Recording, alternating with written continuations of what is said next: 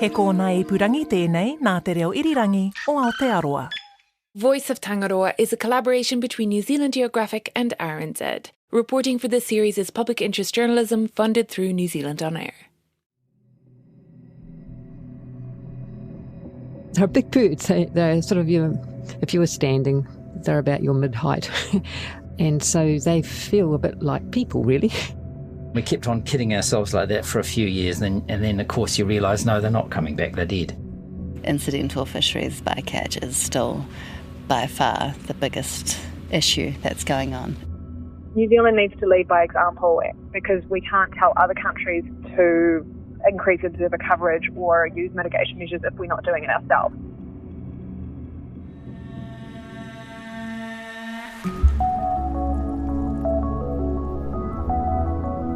Kia ora, ko Clegg and Canon tēnei. Welcome to this bonus episode of Voice of Tangaroa. We've been bringing you ocean stories through a collaboration between Our Changing World, which I produce and present, and New Zealand Geographic. In telling today's story is Rebekah White. Kia ora, Rebekah. Kia ora. I'm an editor at New Zealand Geographic and a science journalist, and last year I wrote a story about a pair of researchers who've been counting albatrosses on remote islands in the Subantarctic for more than 3 decades.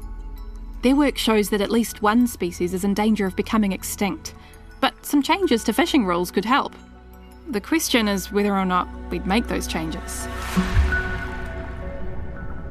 But first, let's introduce the stars of the show. Birds and humans.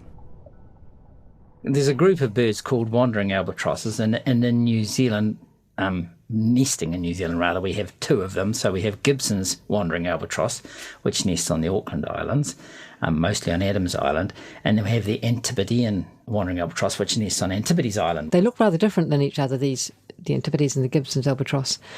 The one on Antipodes Island, the females are a sort of chocolate brown with a white face, whereas the males are white with a little black cap and black wings. On the Auckland Islands, Gibson albatross is much whiter, both the males and the females. And they're big birds. They're sort of, if you were standing, they're about your mid-height. And so they feel a bit like people, really. This is Graham Elliott and Kath Walker. They both work for the Department of Conservation.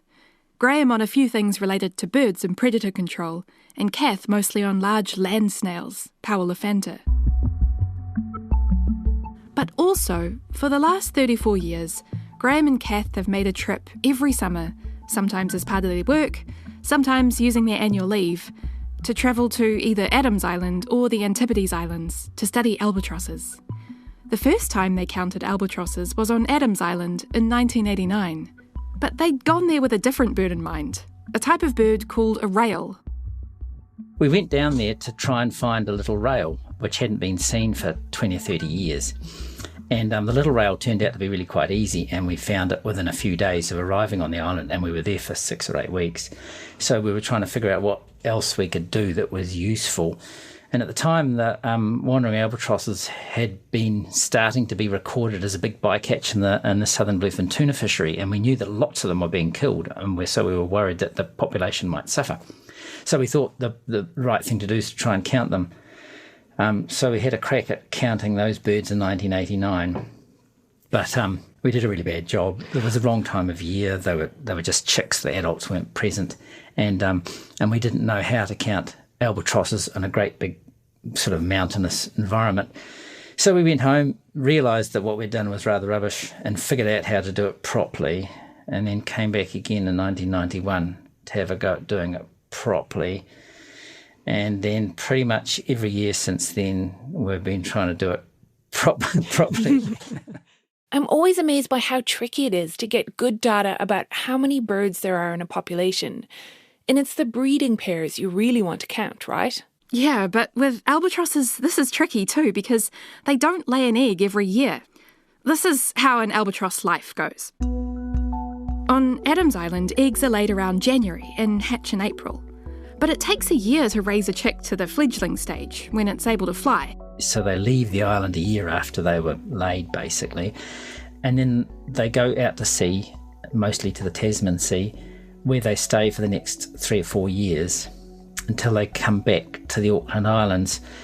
And then they come back for probably another 10 years, during which time they're mostly courting. So they've got all this fancy dancing and singing stuff they do which helps them find mates. So they come back to the island, they do that for many, many years, and gradually they sort of settle on one partner and settle down. So 10 years of hanging out and chatting and flirting? Yeah, basically, until they find that mate. So, well, some birds can breed as young as 8. 12 is the average age that they start. And you want to know how many birds are breeding, because what's important is whether the population is going up or down. Once they've started breeding, so they lay an egg, it takes a whole year to raise a chick. And after they've raised a chick, they have a year off because they need to go away and molt and put on a bit of condition so they can do it again. So it's every second year, once they've started breeding, they're back at the island. And as for how long they live, Well, we haven't been studying them long enough to run out of ones that we met as adults in 1991. So some of those are, 44 years old. Actually, amongst the birds, I can't remember which island it's on, but there's a 48-year-old bird that was banded by others before we started doing the work.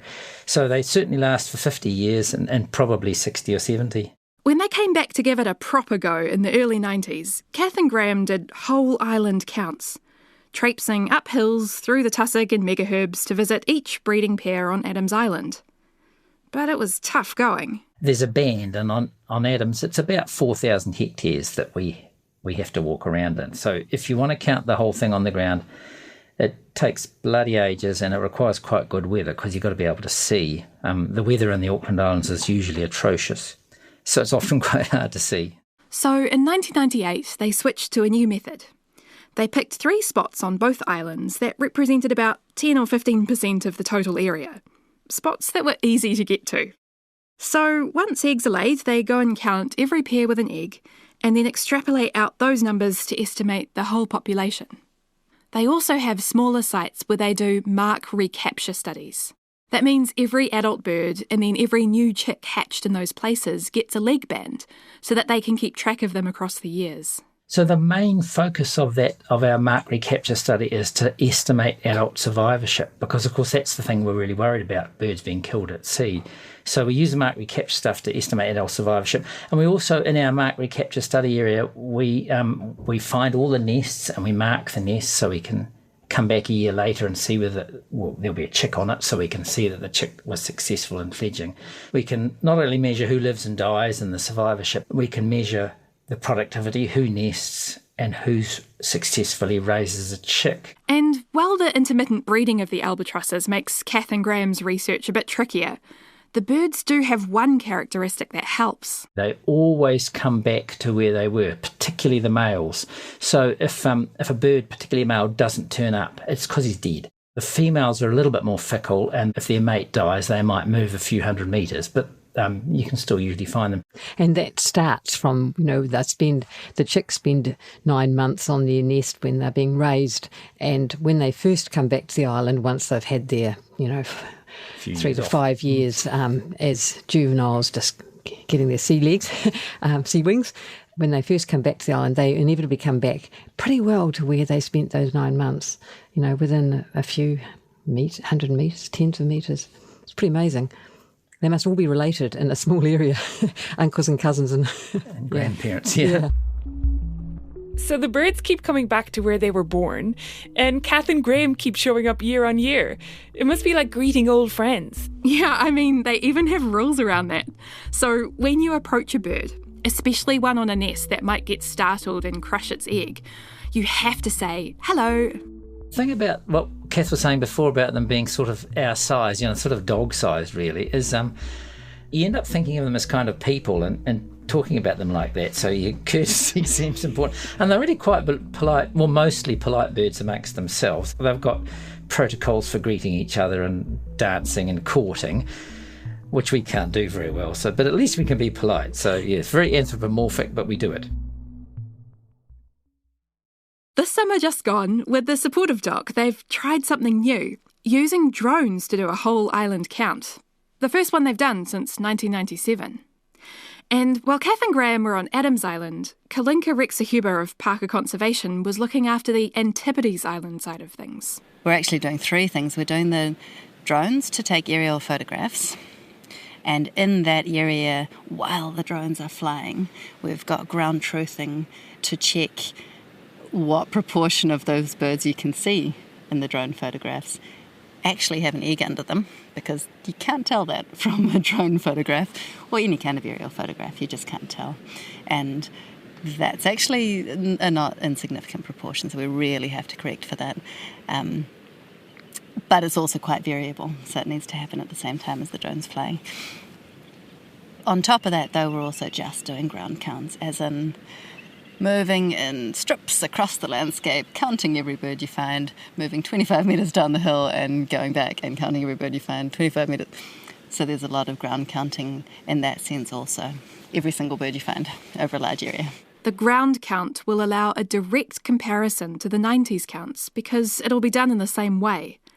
But verifying the drone data might mean they can use drones in the future, especially for those tricky bits. I mean, when the weather lets them. Howling fog is a real phenomenon on these islands, where it's blowing so hard that you would think the fog would blow away, but it doesn't. It's just howling fog, and you can't actually see albatrosses under those conditions. So we hope for a bunch of good weather. So we've got 2 islands with different albatrosses and 30 plus years of study. What's the data showing? How are these birds doing? Well, at first they seem to be doing fine.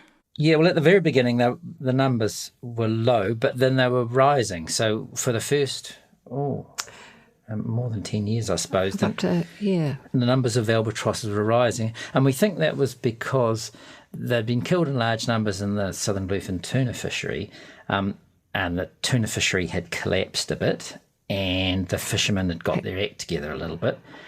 And we had avoiding mechanisms, and the joint Japanese fleets had departed, joint venture things, and so the amount of fishing was less, and they were so between sort of the late 90s through to 2005, apart from a couple of little blimps, they were the numbers were increasing. We were feeling more comfortable about it. And the ones on Antipodes were rising really quite steeply. It was sort of a bit unbelievable. And the Auckland Island ones, Gibson's albatross, were rising just slowly. But it was positive. There was nothing to be worried about. Things were looking good. Oh, Rebekah, I can feel a but coming. Yeah, there is. At this stage, Doc and Fisheries New Zealand, who'd been paying for the study, pulled the funding. I mean, things were positive. The birds were okay. Time to reprioritise where the money goes. Kath and Graham, though, went back in 2006 anyway. Suddenly the populations, both of them, essentially halved. And of course, at first we thought, they've just decided not to breed. And poor conditions at sea. They're can't breed this year. They'll be back the next year.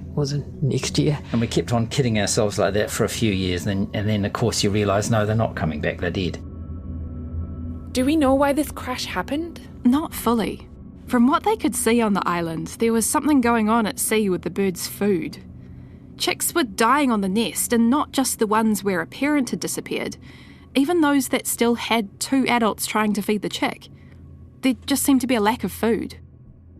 But, of course, they needed to know whether this was a blip or a trend. And so they kept going. For a few years it was off their own bat. They called in favours, hitchhiking on scientific vessels and with tourist expeditions, cobbling together funding from various sources and roping in others to help. The study continued. Since then, the Antipodean birds have sort of continued to trickle slowly downwards still, and perhaps the Auckland ones have recovered a bit more, but they haven't made up any ground. That's just the numbers are still half what they were prior to 2005.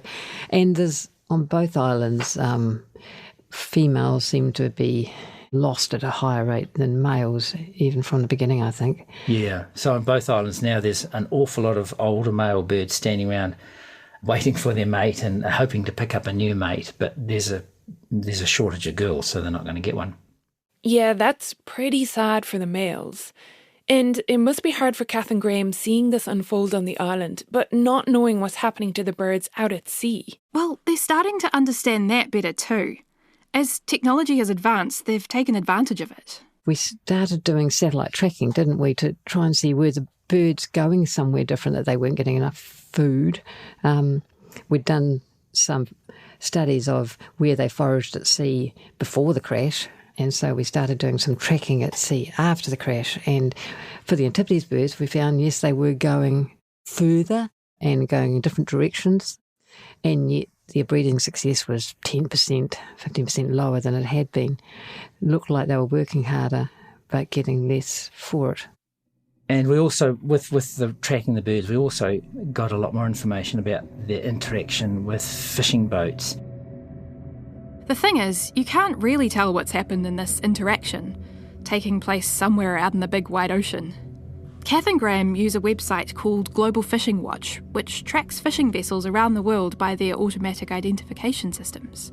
They look at the track of where the tagged albatross is going, and then they look at the map of where fishing boats are going, and then they can see when bird and boat cross over and the tag drops out. But the tags can fail and run out of batteries, so maybe this is pure coincidence. Except once that was definitely not the case.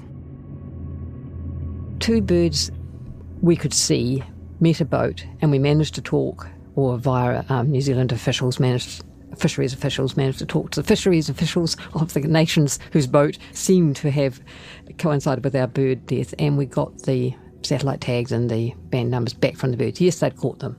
Yeah. And one of those boats was really interesting and informative because they gave us back the transmitter and the bands of the bird that had been on the transmitter, and they also gave us back the bands of another bird that they'd caught within a few days of the one with the transmitter. Which wasn't wearing a transmitter, which we wouldn't have known about because we didn't have a transmitter. And that sort of, well, for me anyway, it really brought it home that large numbers of the birds were being killed because we only mark about 2% of the total population, and this one boat had caught 2 of our banded birds in a very short period of time. And of course, there's no incentive for those fisher folk to let us know that they've caught birds. It's probably more of an incentive to not let us know that they've caught birds. So it's rather remarkable that one of these boats killed 2 birds in quick succession, and the 2 birds that they told us about were both banded, and yet only 2% of the population is banded. If you sort of do the sums on this, it makes you realise that boat probably killed many tens of birds, and only a couple of them were banded.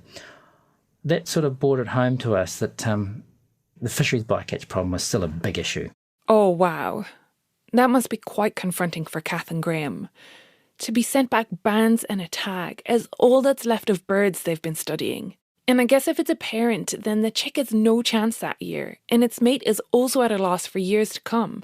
Yeah, and look, before we wade into fisheries bycatch, which we're about to do, we know that it's not the only threat that the albatrosses face. Here's Kalinka again. We know that changes in how the planet's looking and how the circulatory systems are, and the warming patterns in the oceans, the oceanic heat waves, all of these things affect where the prey is, and as that changes, the birds might need to forage further, or they might be able to forage closer and they might be okay. But there's a lot of changes that are happening with climate change that will be influencing these birds also. And then plastics at sea is certainly a thing. We know from the tracking data that Antipodean albatrosses, some of the areas they forage do overlap with some of those really high plastics concentration zones. Not as badly as it is for some of the albatrosses, but we find plastics up in the study area that have been imported by the birds, a case of mistaken identity, and so it's brought back for the chicks to eat, which doesn't always end well. To be honest, though, the incidental fisheries bycatch is still by far the biggest but tackleable issue that's going on. Yeah, and it feels like it might be an easier thing to address than climate change. I mean, not to say that it would be easy, but just that reducing bycatch would have a guaranteed direct positive result. Less dead birds. But back to that story about the tag on the boat. I mean, it's a requirement to report bycatch in New Zealand waters. But if you report it and it means that fishing restrictions get put in place, are you essentially shooting yourself in the foot? But without proper bycatch reporting, we can't possibly understand the scale of the problem or figure out what we can do to reduce it. Yeah, exactly. You've got to know the full extent of the problem first. New Zealand fishers reported that they caught 1,328 albatrosses over 4 and a bit years. That's all albatrosses. We don't actually know how many of those are Antipodean or Gibsons. But we do know that this is likely an undercount because bycatch numbers always go up when there's an independent person or a camera recording. Well, the first of the government's long-awaited cameras on inshore commercial fishing boats are about to go live. That was July 2023. As of mid-January this year, all surface longliners operating in New Zealand waters were required to have onboard cameras. About 2/3 of the fleet installed them. Then, in mid-February 2024, Oceans and Fisheries Minister Shane Jones announced the further rollout of cameras on fishing boats was under review. But if the cameras stay on the boats, it may be that soon we'll be able to better understand the full scope of the problem. And we've got some preliminary data on this already. MPI released an update on the 1st of April 2024 where they looked at the vessels that now have cameras on board and compared their reporting from before and then after the cameras. It's a total of 123 vessels, 101 inshore trawl and setnet boats and 22 surface longliners. And they found that reporting of albatross interactions has gone up 3.5 times since the cameras were installed. And in Australia, sea mammal and bird bycatch increased 8-fold after the addition of cameras to longline vessels in 2015. The New Zealand government has a goal of zero bycatch by 2050, but it doesn't have a path towards achieving this, mostly because we don't have good information about what's being caught and where. If we knew, we could make stricter rules in some places and relax the rules in other places. For albatrosses, the main fishery that's the issue is surface longlining for tuna. It's where lines are baited with squid and laid on the surface of the water. And these lines can stretch up to 100 kilometres long and carry thousands of hooks. And of course, the hooks don't discriminate. Squid is a tasty treat for an albatross, and caught birds drown as they're dragged underwater by the sinking line. But people have investigated how to minimise albatross bycatch, and there are some methods that help. Things like bird scaring lines, which is basically just a cable with some streamers on the back of the ship.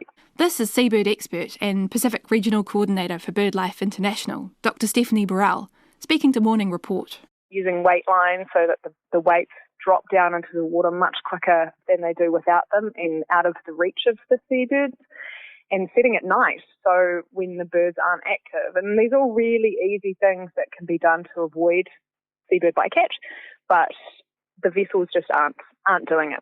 So the agreement on the conservation of albatrosses and petrels, which New Zealand is a party to, advises that best practice is to implement all 3 of these measures simultaneously. But in Aotearoa, our regulations only require 2. Some New Zealand fishers voluntarily do all 3, but climbing bycatch numbers and the evidence we have from onboard observers indicates that many don't, or they don't use them properly. There's this extreme example from 2016. A commercial fisherman will be prosecuted over the deaths of 38 albatrosses. The birds died off the west coast in April. The Ministry for Primary Industries says the fisherman, who was fishing for southern bluefin tuna, failed to use a mandatory device which scares birds away from baited hooks. In 2022, government observers checked 3 surface longliners out of a fleet of about 30 boats, and none of the 3 was properly following the rules. They were doing one of them, using bird-scaring lines, but not using them properly. One line was ripped off and the vessel kept fishing. Another crew couldn't get the streamer line to fly above the long line, which meant it didn't scare birds in the right place, and a third line was too short. 2 of the vessels didn't report bycatch properly, and 2 of them caught large numbers of seabirds. But this is just our patch of ocean, right? These are wandering albatrosses that can cover massive distances. Yes, you're dead right. Here's Kalinka Rexahuber again. To feed a chick can be thousands of kilometres, just a little pop-out to feed the family, which means that they encounter fishing fleets all over the oceans in all sorts of jurisdictions, like in the exclusive economic zones of all sorts of different countries in the high seas. So it's not as simple as just working with one country and their fisheries regulatory bodies to try and make some changes there and reduce the number of Antipodean albatrosses caught. It's a A very large international sort of a challenge to get changes happening. And remember that gender imbalance in the deaths. One of the outcomes of that population crash was that there's lots more males than females because female survival was so bad and lots more females got affected. Based on their data, Kath has a theory about what this is due to. The females are about 1 kilogram lighter than the males and smaller.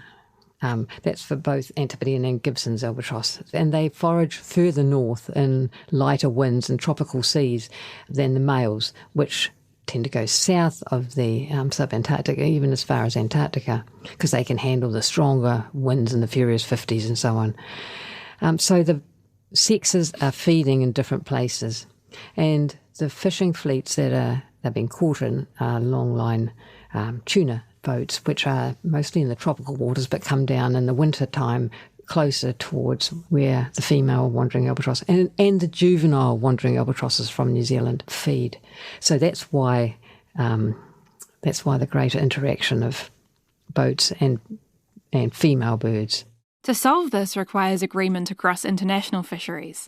And Stephanie, from BirdLife International, who acts as an observer at meetings, says there isn't a lot of interest from other nations in solving the bycatch problem. Tuna stocks are back on the rise, so the industry plans to increase fishing effort, which will probably increase bycatch in turn. But, she says, the fact that bycatch is happening outside our waters shouldn't be used as an excuse for us not to get better. New Zealand needs to lead by example because we can't tell other countries to increase observer coverage or use mitigation measures if we're not doing it ourselves, and we can't prove that we're doing it ourselves. In the meantime, Kalinka, Kath and Graham remain focused on gathering the information needed on how these birds are doing. We have fun counting the birds each year, and we've found out this really depressing story, but the actual work to fix it has got to happen by a different kind of people than us. You know, it's sort of diplomatic and persuasive. The satellite tracking has really helped enormously because it's made a bit that connection from what's been happening on the island, what you can see just on the breeding grounds when they come back once a year. It's made a really important difference to connecting the dots. So we've been trying to ensure that the information goes to MPI and other agencies which can start talking to the fishing fleet, and the whole lot is sort of connected at last. Fisheries bycatch isn't the only threat these albatrosses face, but it's one that we've got the knowledge and the tools to do something about. So maybe we should just do it.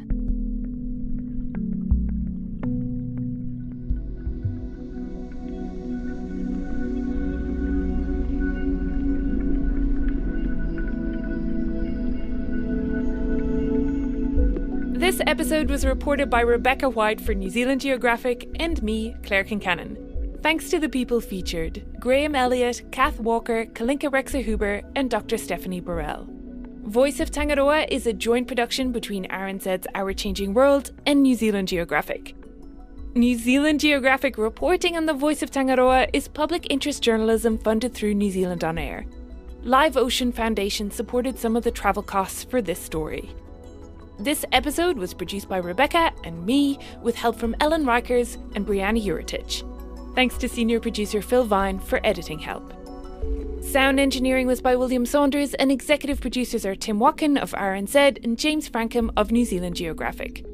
Original music for this series was created by Grains. Tēnā koe I whakarongo mai. Thanks so much for listening. Ko Claire Kincannon aho, mā te wā.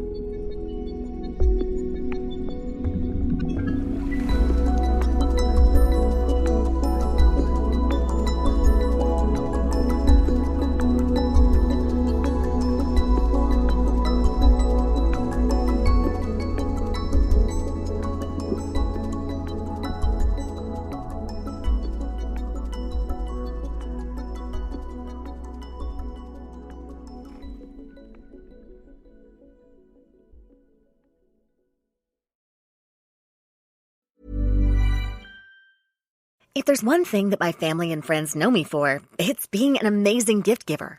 I owe it all to Celebrations Passport from 1-800-Flowers.com, my one-stop shopping site that has amazing gifts for every occasion. With Celebrations Passport, I get free shipping on thousands of amazing gifts. And the more gifts I give, the more perks and rewards I earn. To learn more and take your gift giving to the next level, visit 1-800-Flowers.com/ACAST. That's 1-800-Flowers.com/ACAST.